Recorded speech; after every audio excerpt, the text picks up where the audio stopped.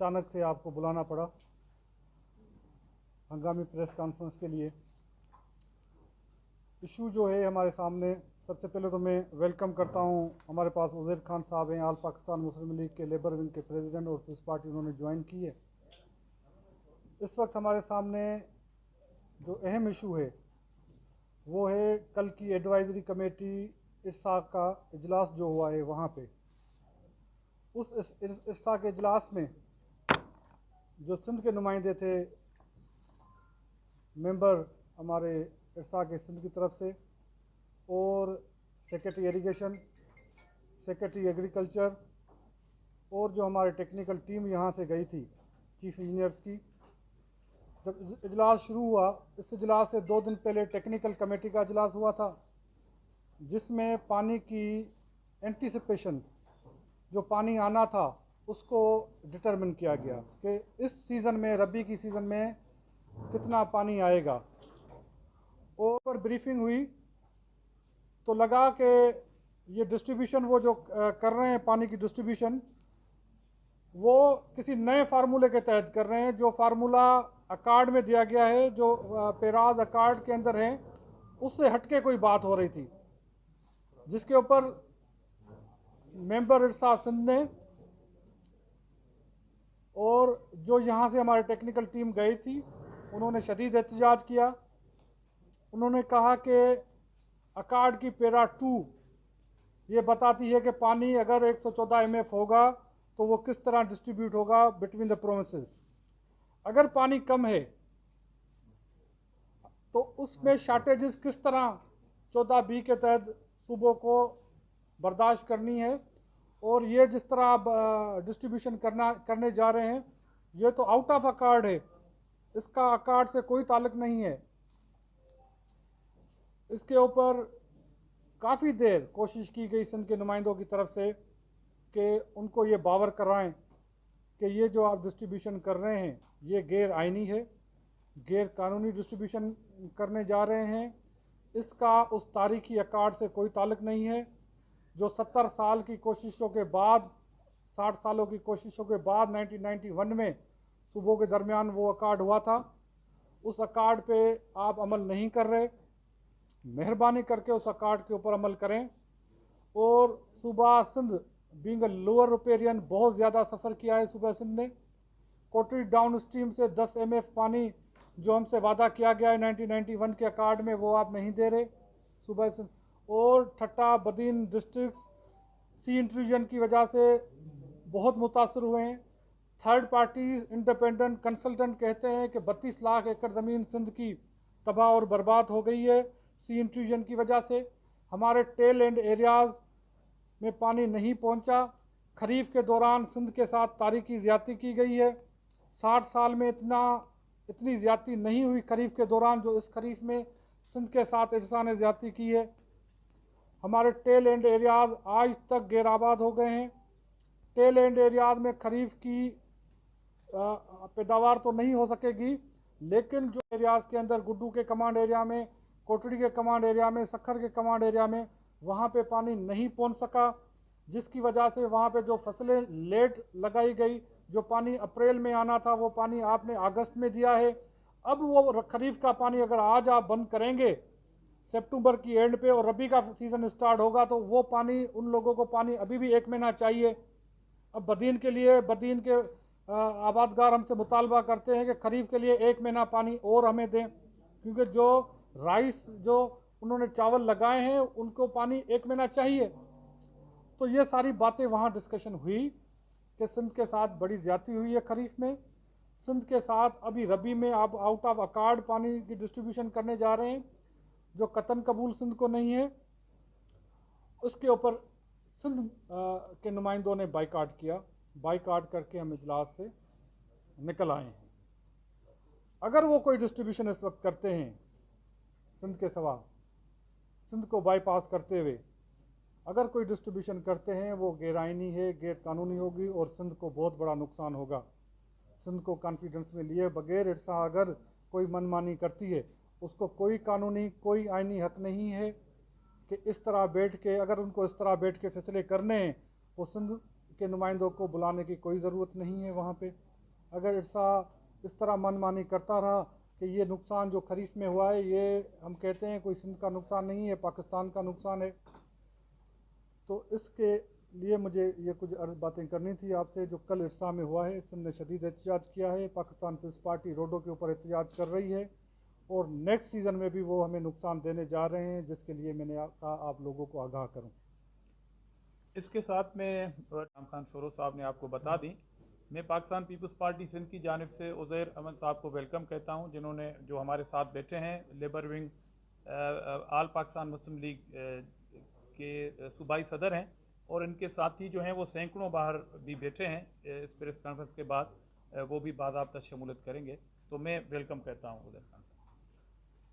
क्या हिकमत अमली बनाई? हम लेके गए थे CCI में 2018 में कि पानी की जो तकसीम हो रही है ये कार्ड के हिसाब से आप नहीं कर रहे तकसीम। इसके ऊपर CCI ने एक कमेटी बनाई, CCI को चेयर करते हैं प्राइम मिनिस्टर साहब। उस कमेटी ने अटार्नी जनरल साहब ने उस कमेटी को लीड किया। अटार्नी जनरल अनवर मंसूर खान ने एक रिपोर्ट जमा करवाई CCI में, उसने सिंध के मौक़िफ़ की तायद की। उन्होंने कहा कि जिस तरह तकसीम ये करने जा रहे हैं या कर रहे हैं इसका अकार्ड से कोई ताल्लुक़ नहीं है और ये गैरकानूनी है। उस रिपोर्ट के ऊपर मौजूदा हुकूमत ने अमल करने की बजाय वो रिपोर्ट कहीं फेंक दी और एक नई कमेटी अटार्नी जनरल साहब की बना दी है, जिसकी हम इंतज़ार कर रहे हैं कि वो क्या रिपोर्ट करते हैं। लग इस तरह रहा है कि वो उस जो पुराने अटार्नी जनरल साहब की रिपोर्ट थी वो उनको अच्छी नहीं लगी, इस वजह से उन्होंने फेंक दी। सिंध ने उसके बाद, पाकिस्तान पीपल्स पार्टी ने उसके बाद रोडों के ऊपर एहतजाज शुरू कर दिया है, जो हम कर रहे हैं। एक दफ़ा फिर हम CCI में जाएंगे कि भाई ये रबी की सीज़न का भी जो डिस्ट्रीब्यूशन ये करने जा रहे हैं ये आउट ऑफ अकार्ड करने जा रहे हैं, और हमारे पास लीगल प्रॉपर फोरम CCI है जहाँ पे ये। और दूसरी सबसे बड़ी बात कि इन्होंने एक नेशनल वाटर पॉलिसी बनाई। उस नेशनल वाटर पॉलिसी में उन्होंने एक नेशनल वाटर काउंसिल बना दी है, और वो नेशनल वाटर काउंसिल को जो उन्होंने TORs में पावर दिए हैं वो CCI वाले दे दिए हैं। लास्ट टाइम कराची के पानी के ऊपर जब हमने CCI में मूव किया कि भाई CCI कराची को 1200 क्यूसेक एडिशनल पानी चाहिए, और वो एडिशनल पानी जो कराची के लिए हमें इजाफी चाहिए K4 के लिए, वो पानी CCI बैठ के डिसाइड करे कि वो पानी हमें दिया जाए, एडिशनल पानी हमें दिया जाए, तो वो केस उठा के उन्होंने भेज दिया नेशनल वाटर काउंसिल में। अब CCI कुछ डिसीजन करने की बजाय एक उन्होंने नेशनल वाटर काउंसिल बना दी है, जो केस उनको डिसाइड नहीं करना होता वो नेशनल वाटर काउंसिल में भेज देते हैं। तो मैं समझता हूँ नेशनल वाटर काउंसिल CCI से बड़ा इदारा नहीं है, आइनी इदारा CCI है, उसको बैठ के ये डिसाइड करना पड़ेगा। उन्होंने कभी अटार्नी जनरल के पास सिंध का केस भेज देते हैं, कभी नेशनल वाटर काउंसिल को भेज देते हैं। इस तरह नहीं चलेगा। CCI को बैठ के ये चीज़ें डिसाइड करनी पड़ेगी कि भाई ये सिंध का इशू, पानी का इशू सिंध का इशू नहीं है, पाकिस्तान का इशू है। उनको ये डिसीजन लेना पड़ेगा। कहीं उन्होंने विंडोज़ तलाश कर लिए, कभी किसी विंडो में फेंक देते हैं, कभी किसी विंडो में फेंक देते हैं। तो सिंध गवर्नमेंट ने अपना आइनी हक अदा किया है। Sindh government, Pakistan Peoples Party ने रोडों के ऊपर एहतजाज करके ये साबित किया है कि हम इन डिसीजंस को नहीं मानते। अच्छा जाम साहब हींअर सिंध के पानी जी रिस्ट्रिक्शन या नंबर 20 से या वफ़ाक़ या एलिगेशन आने तो सिंध के जो हिस्से जो पानी मिले तो वो खुद जो है बासर माण्हू जो चोरी कंदा। उते ख़ासि तौर ते तव्हां ॾिसो गुड्डू में जो है पानी जो है वाफर मिक़दार में हुजणु घुरिजे, पर उतां जा जेके माण्हू आहिनि एहतजाज कंदा त जो है गुड्डू जे बजाय कोटरी बैराज जा जेके वाह आहिनि उन्हनि खे वधीक पानी ॾिनो थो वञे, ऐं गुड्डू बैराज खे जो है घटि ॾिनो वञे थो। देखिए, पानी की एक तो है हमारा इंटरनल इशू पानी का। पहले मैं एक्सटर्नल को आपको बयान कर दूं। इशू ये है कि पानी खरीफ का होना चाहिए 38 पॉइंट समथिंग MF, जो खरीफ में पानी अवेलेबल होना चाहिए या जो अकार्ड में है। अब हम कहते हैं कि 38 पानी अवेलेबल नहीं है, इस साल पानी कम होगा, कोई 27% शार्टेजेस होंगी। तो हमारे पास पानी जो डिस्ट्रीब्यूशन के लिए बचता है वो 26 MF बचता है। अब 26 MF पे हमारा एतराज़ ये है कि अकॉर्डिंग टू अकार्ड इसमें जो शार्टेज 27% आ रही हैं वो अकॉर्डिंग टू अकार्ड सबके ऊपर बराबरी के बुनियाद पे शार्टेजेस होनी चाहिए। इस तरह नहीं है कि सिंध को आप शार्टेजेस ज़्यादा दे दें और कोई और शार्टेजेस कम ले जाए, और अकार्ड ने बड़ा अच्छे तरीके से ये बयान कर दिया है। एक बात। दूसरी बात, अगर गुड्डू पे पानी होगा तभी पानी सखर पे पहुंचेगा, और जब सखर पे होगा तभी पानी कोटड़ी के ऊपर पहुंचेगा। कोई इसके अलावा कोई हवा से तो पानी कोटड़ी बैराज के ऊपर नहीं आएगा। सीजन्स का इशू है। जब कोटड़ी बैराज पे पानी की ज़रूरत होती है सीज़न की, क्योंकि हम अर्ली हैं, कोटड़ी बैराज की जो कमांड एरिया है बदीन, वो अर्ली क्रॉपिंग होती है, सोइंग सीज़न हमारे पास अर्ली है एज़ कम्पेयर टू गुड्डू की कमांड एरिया के। तो इस वजह से हमें पानी कोटड़ी बैराज में पहले चाहिए होता है सोइंग सीज़न में। उसके बाद पानी हम जिस तरह ऊपर जा रहे होते हैं इस तरह चाहिए होता है कि पानी हमारे पास। इर्सा कह रही है कि पानी की शार्टेज है। हमारा एहतजाज इस बुनियाद के ऊपर है कि पानी की शार्टेज है तो बराबरी की बुनियाद पर तकसीम होना चाहिए। इस तरह नहीं होना चाहिए जब हमें पानी की ज़रूरत होती है खरीफ में, अर्ली खरीफ के लिए, तब आप पानी हमें नहीं देते। जब पानी हमें ज़रूरत नहीं होती और तब आप हमें पानी 10-15 दिन के लिए, जिस तरह अभी हुआ है 10-15 दिन के लिए देके वॉल्यूम पूरा कर देते हैं, तो उस वक्त हमें पानी की ज़रूरत नहीं होती। तो इशू हमारे पास ये है कि जब हमें ज़रूरत हो, चाहे पानी 10 डेलीज में हमें चाहिए, और बड़ा अच्छे तरीके से अकार्ड में डिफ़ाइन किया गया है कि हर 10 डेली डिफ़ाइन किया गया है। अकार्ड के अंदर ये बयान किया गया है कि अप्रैल के पहले 10 दिनों में कितना पानी आपको चाहिए, 20 दिन दूसरे 10 दिनों में कितना चाहिए, तीसरे हर महीने को 3 हिस्सों में डिवाइड किया गया है, और उसमें अलोकेशन हर केनाल की दी गई है। हम उसके हिसाब से पानी मांगते हैं। और आपका सवाल गुड्डू के हवाले से, कोटड़ी के हवाले से है कि जब पानी हमें चाहिए होता है कोटड़ी बैराज के ऊपर, तब गुड्डू वाले बुआई नहीं कर रहे होते, तो हमें बुआई करनी होती है कोटड़ी के ऊपर, फिर इस तरह से ऊपर सिस्टम जा रहा होता है। 5 तारीख को चली गई है इर्सा की जो मीटिंग है, तो सिंध में अपना सिंध के मेंबर्स को अटेंड नहीं करेंगे की कापी हमें नहीं मिली। क्या उस एजेंडा में इन्होंने पानी की डिस्ट्रीब्यूशन कर दी है और बाकी तरबेला डैम की जो मॉडिफिकेशन करने जा रहे हैं या कंस्ट्रक्शन करने जा रहे हैं वो रखी है? अगर पानी की उन्होंने डिस्ट्रीब्यूशन कर दी है सिंध के सवाई, तो फिर इस मीटिंग में क्या हम करने जाएंगे जब पानी की डिस्ट्रीब्यूशन उन्होंने आउट ऑफ अकार्ड गैर कानूनी कर दी है और 5 तारीख के एजेंडा में पानी की डिस्ट्रीब्यूशन नहीं रखी, तो यकीनन इसके ऊपर सोचेंगे तो फिर उस इजलास में जाने का कोई फ़ायदा होगा या नहीं होगा? मतलब ये कंफर्म हो गया कि उन्होंने नहीं, अभी तक एजेंडा नहीं मिला। 30 तारीख की जो मीटिंग है वो तो इनकंक्लूसिव रही ना, डिसाइड नहीं हुआ सिंध में। हम ये समझ रहे हैं उसकी एजेंडा की कापी आने के बाद हमें पता चलेगा। तो अगर पानी की डिस्ट्रीब्यूशन उन्होंने फाइनल नहीं की है रबी की, फिर हम कोशिश करेंगे, कि 5 को अटेंड करेंगे। बिल्कुल कोशिश करेंगे, हम अटेम्प्ट करेंगे, उनको बावर कराएंगे कि ये अकार्ड के तहत करें पानी की डिस्ट्रीब्यूशन। अगर वो एजेंडा से निकाल दिया है उन्होंने, तो हमें फिर उनकी मीटिंग अटेंड करने का कोई शौक नहीं है। बलूचिस्तान में ये बताइएगा कि जब से आपने वजारत ली है उसके बाद से अब तक कितने पानी चोरी के मुकदमा दर्ज हुए? यार ये तो सैकड़ों हुए हैं पानी चोरी के मुकदमा दर्ज, हमने सैकड़ों किए हैं। जी सर, मैं पूछा था कि ये जो कल वाली मीटिंग हुई है इसमें बलूचिस्तान ने भी खासा ये एतराज़ किया कि जैसे आप खरीफ की बात कर रहे हो इस से, वो ये कह रहे हैं कि सिंध ने हमें हमारे खरीफ में उनको जितना पानी मिला उसमें जो बलूचिस्तान का शेयर बनता था वो बलूचिस्तान को नहीं दिया। कल जब सारी वहाँ पर हुई है तो उसमें तमाम प्रोविंसेस मासिवाए सिंध के वो फेडरल गवर्नमेंट के साथ, यानी फेडरल मेंबर के साथ वो एक तरफ से उससे लगे हुए।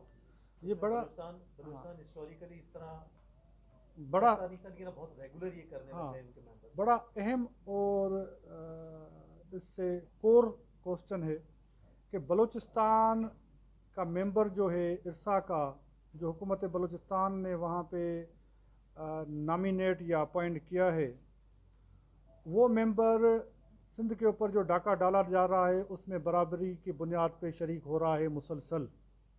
बलूचिस्तान के मेंबर का रोल एक बहुत नेगेटिव रोल रहा है इस दफ़ा, और बलूचिस्तान के मेंबर साहब ने आउट ऑफ अकार्ड सपोर्ट किया है इरसा को।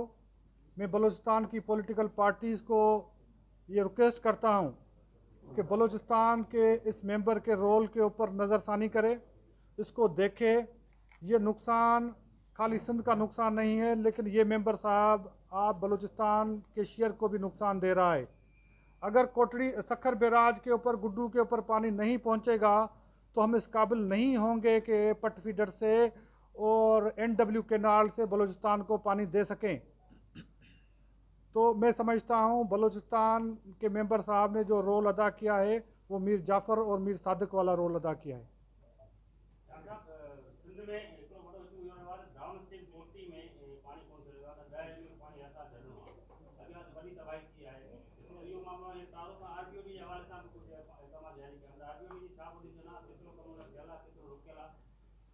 देखिए RBOD ये 2 है जो 7-2C जाना है।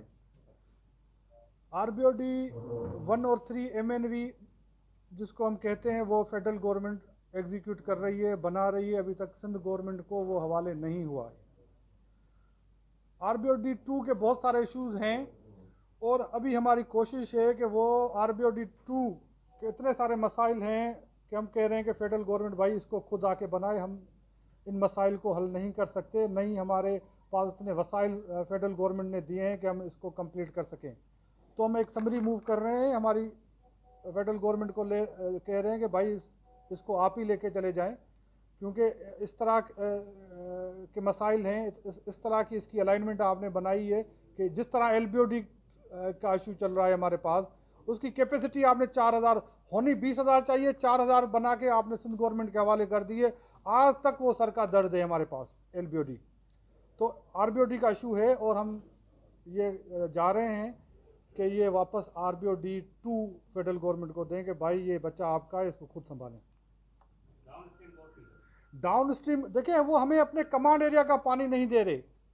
इस दूसरे सूबों के अंदर जिस तरह की डेवलपमेंट वो कर रहे हैं, जिस तरह के कैनाल बना रहे हैं, मैं उनके एक मिनिस्टर इरिगेशन को सुन रहा था, इरिगेशन के मिनिस्टर को बोल रहे थे 7 लाख एकड़ नई ज़मीन हम आबाद करेंगे पंजाब में, फिर एट द कास्ट ऑफ पानी तो आपके पास अवेलेबल नहीं है। तो वो पानी कहाँ से आएगा जो आप ज़मीनें आबाद करोगे? हमारे पास ज़मीन है 32 लाख एकड़ ज़मीन हमारी डाउन स्ट्रीम कोटरी से बंजर और गैर आबाद हो गई है। तो यकीनन हमारे पास डाउन स्ट्रीम कोटरी से नीचे ये नहीं छोड़ रहे पानी। जो हमारे पास वादा किया गया है 10 MF का, वो पानी भी हमें नहीं दे रहे कार्ड के हिसाब से। सर ये सिलसिला जब तक जारी रहा है पानी की कमी का, तो कितनी कमी हो सकती है ज़मीनों के कास्ट में? देखें इस दफ़ा टेक्निकल कमेटी ने कहा है कि 27% रबी में पानी की कमी होगी और एडवाइजरी का अजलास ने कंक्लूड नहीं किया, इस वजह से 27% तो उन्होंने ऑफिशियली बताया है कि पानी की कमी होगी। और सबसे बड़ी बात मैं बता रहा हूँ कि कराची डिपेंड करता है किंजर के ऊपर और किंजर डिपेंड करता है कोटड़ी बैराज के ऊपर और केबी फीडर के ऊपर। अगर यही उनकी रवश रही कि किंजर को पानी फिल करने में हमें मसाइल आ रहे हैं, कराची में वैसे पानी की कमी है और ये आखिरी बैराज से किंजर को हम रिचार्ज करते हैं या फिल करते हैं, वो नहीं हो सकेगा। तो उनको समझना चाहिए कि कराची पाकिस्तान का इकोनॉमिकल हब है और वहाँ पे पानी की कमी होगी तो किस तरह के क्राइसिस होंगे। सर ये किंजर से बहरिया टाउन के पानी जा रहा है कराची की तरफ भी चल रही है, आखिर इसकी जो है कैसे पूरी की जाएगी? भाई नहीं, किंजर से टाइम में खत्म हो जाएगी। कराची का बहरिया पे पानी जा रहा है किंजर से, आपने देखा है? बहरिया भी जा रहा है। नहीं जा रहा बेटा, नहीं जा रहा, ये देख लें। Thank you.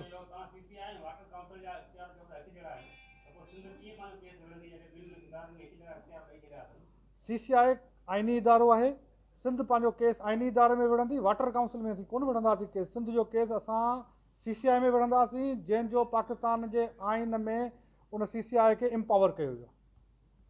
इहो असेसमेंट कराई आहे या कराई वेंदी त पाणी जी खूट हुई सीज़न में सिंध खे केतिरो नुक़सानु पहुतो आहे? ये अहम आपने फिर साहब सवाल किया है कि सिंध की कितनी ज़मीनें बंजर हुई हैं।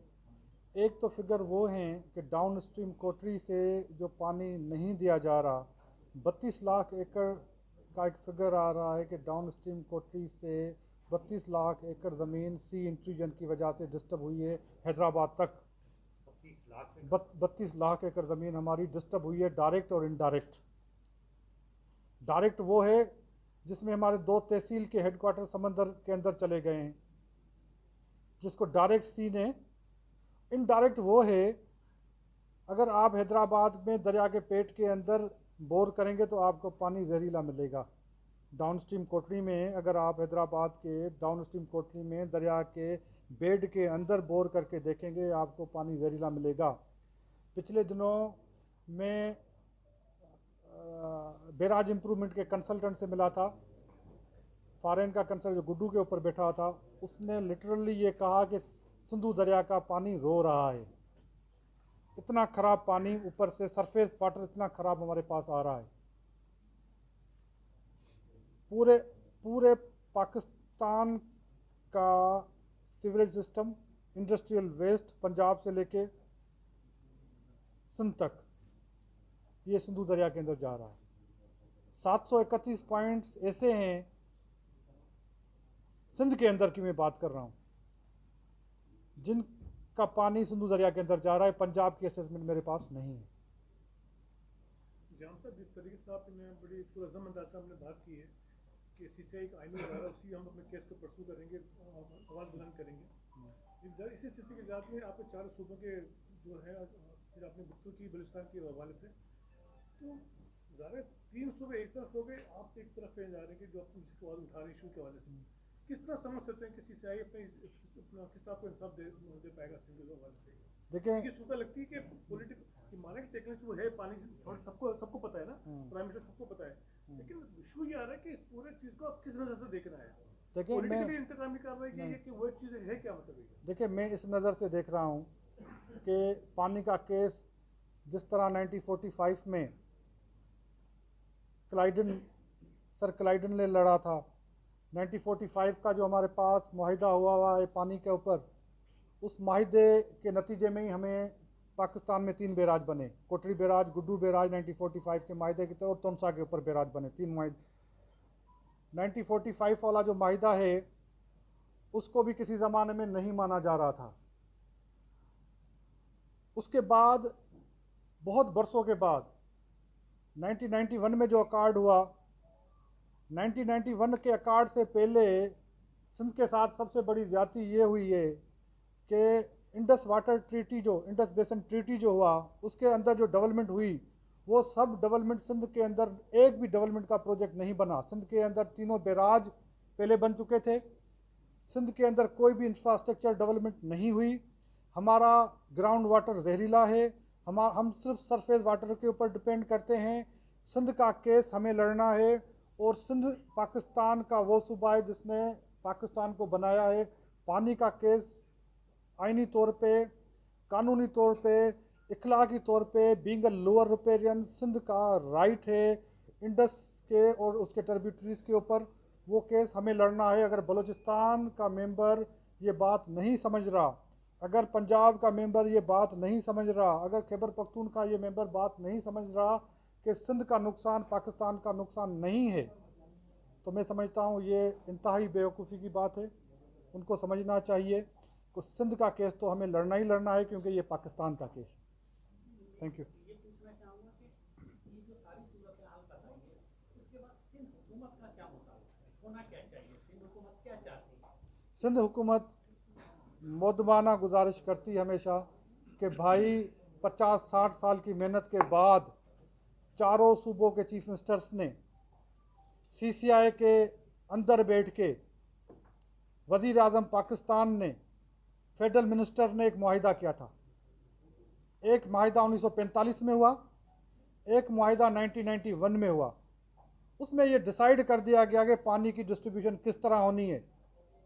सीसीआई ने उस मुआहिदे को वैलिडेट किया, उस मुआहिदे के ऊपर अमल करवाने के लिए एक इदारा बनाया, एक्ट पास किया। पाकिस्तान की असेंबली ने एक एक्ट पास किया जिस इर्सा एक्ट कहते हैं। उस इर्सा एक्ट में एक अथॉरिटी बनाई, उसका और कोई काम नहीं है इर्सा के अथॉरिटी का, सिर्फ 1991 के अकॉर्ड के ऊपर अमल करवाना है। हम कहते हैं उसके ऊपर अमल करवाना है। Thank you.